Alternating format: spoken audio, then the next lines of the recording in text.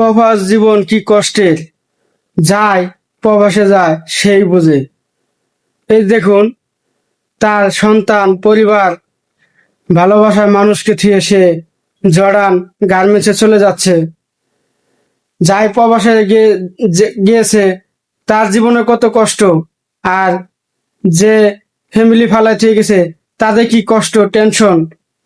আসলেও গরিব মানুষ হলে যা হয়, প্রবাসে যায় যায় তার জীবনটা অনেক কষ্টেরই থাকে। প্রবাসী জীবনদের অনেক কষ্টের। ছেলে যাক আর মেয়ে যাক, প্রবাস তো প্রবাসী। সে জর্ডান গার্মেন্টসে যাচ্ছে কাজ করার জন্য 3 বছর মেয়াদে।